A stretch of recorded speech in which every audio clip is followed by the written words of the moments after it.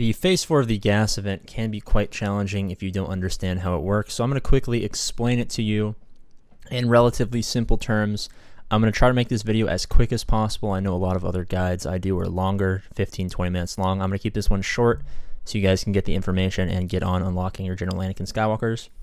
If you guys appreciate these kinds of quick guides and other content I do, consider subscribing and hitting that bell notification button so you guys can be alerted when my content just comes out.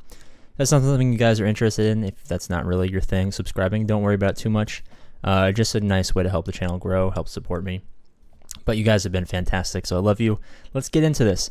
So I'm going to go into the activity. Obviously, my characters are going to be super highly relicked and stuff like that because this was done a while ago and I've geared them up a little bit, but I did have high relics when I did this. You're not going to need high relics to do this. I just simply did it in a funny way in terms of content for streaming. But I do understand how it works, and we're going to talk about it. How do you mod each of the characters? General overview, important stuff, not a huge time waster. Asajj, she doesn't matter. If she can be potent and survivable health and protection, that's the way you want to go with her. Droideka, you can do two things. If you have super high gear, you can get away with having him super slow, but if he is slow when he does his whole offense true damage thing, if he's the slowest opponent, or the slowest character, he'll hit harder, but you're going to need to have a considerable amount of tenacity on him because Echo will open up with his stupid ability. Side note, Echo is so annoying.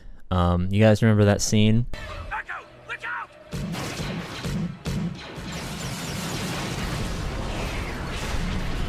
Yeah, I wish that would happen more often because, you know, Echo is the worst in this event. Absolutely terrible. So you can have him slow with high offense, or you can have him up to 220 speed. Have him at 220, that's where I would say is a good point. He's going to roll before everyone else goes. He's going to have his little deployable shield so that gas can't hit him. He's going to assist because of his Zeta. His Zeta is super crucial for this event. Another crucial Zeta is the B1. Of course, it adds 50 stacks to his battalion, which is basically non-negotiable. He is the character, if you're only going to relic one of these guys and you want to do it the hard way where you do all gear 12s in one relic, you do want to get him to relic 3 or relic 4. He, unlike other characters, as I'm sure you guys know, health and protection doesn't matter that much, so you want to get his offense up a lot, including potency, because a lot of these things don't really affect him. Like offense is good, obviously. I think he's been modded better since I've beat the event, but like health percentage doesn't really help him, and protection obviously doesn't help him.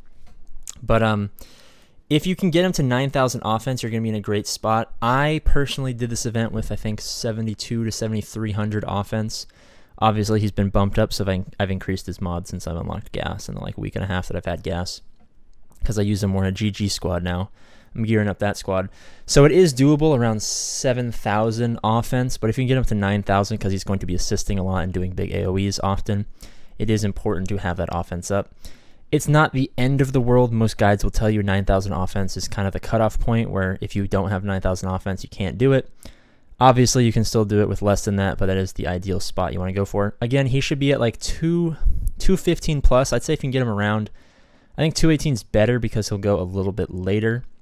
215 to 220 is the good spot in terms of speed for him. If we go down to B2, B2 obviously doesn't need to be relicked. You can do this with gear 12 quite easily. As long as you also have a gear 12 Magna Guard. That is the big stipulation. If you don't want to gear up your Magna Guard like I refuse to do, because Ian made a bet with me saying if my characters were terribly modded, it would be impossible. I said I could do it with a gear 10, gear 11 Magna Guard, which we did. It took me 999,998 attempts, but we did it under 999,999 attempts like I said I would. Obviously, I'm joking. It probably took not that many. We were just messing around on stream.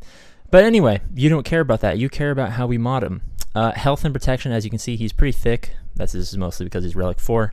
If he's gear 12, speed does not matter. Potency is a little bit important because he does have that ability to apply extra turn meter if he lands debuffs.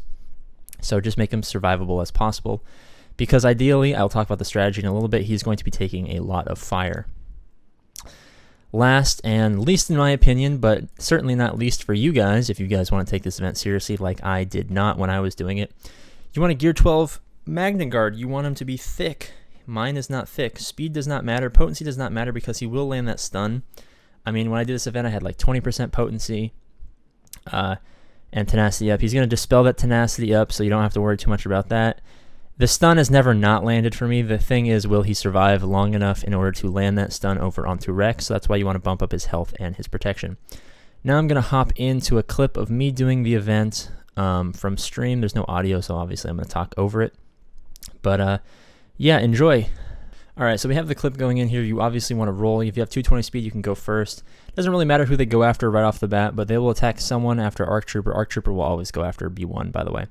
This will tick off B2. His ability to keep getting ticked off, his third eye of truth, is very important. As you can see, the good RNG is when Droideka assists. Bad RNG is when he does not. Here, I believe we land the stun. Yes, we land the stun as Magna Guard dies off. B2 and B1 are going to be throwing up a bunch of AoEs because you want to reduce everyone's protection at the same time so that right on cue, Droideka can nuke 5s. Luckily, we got a stun here. This is good RNG on Rex. Unfortunately, we got bad RNG in terms of we couldn't kill him off before gas stood back up. But fortunately, we have not been echoed just yet. So we throw up more AoEs to increase turn meter. Obviously, echo gets us at this time. We throw up another AoE to increase Droideka's turn meter, hoping that Droideka will apply his sauce to gas with an assist from B1. We drop him. Now we can go after Rex. We want to kill Rex first because he cleanses and increases turn meter. Then we want to bum rush Echo because, man, Echo sucks. At this point, hopefully we get our B2 ticked off again. As you can see, this is a good RNG run. We always want to throw up these AoEs with B2, or with B1 rather, because they will counterattack often, which gives them increased likelihood that they tick off B2 and he can throw up some more stuff. Now at this point we're in a good spot because we still have the shield up, so we can apply some sauce to Anakin. Drop Anakin. Now if we can kill Arc Trooper before Arc Trooper's turret dispels the Droideka, we'll be in a great spot. As you can see, we throw up this AoE from Asajj. Anakin's going to start dropping people left, right, and center, but luckily we have enough survivability on our B2. This will work even if you're gear 12, not necessarily relict. And Droideka at this point will sauce Anakin up. Now this obviously was a huge RNG fest. So if you have all gear 12s and only a relict B1, it will take you more attempts. If you are like me and you bump up your relics a little bit, this won't be as hard.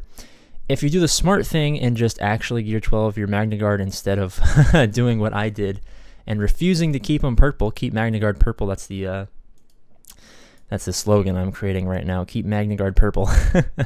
Don't know why I made this bet, but at least I won it. That's the important thing. Yeah, keep Magna Guard purple, but you got to get your Magna Guard to gear 12 so he has that survivability, because if you don't relic that B2, the survivability is going to be decreased, obviously, because he doesn't have relics. But if you have 2 gear 12s in terms of Magna Guard and B2, you have much more survivability than if you just have one of them relic and one of them terrible. So that's how you make up for the fact that B2 is not going to be relic. Relic priority, I would go B1, Droideka, B2, Magna Guard, Asajj.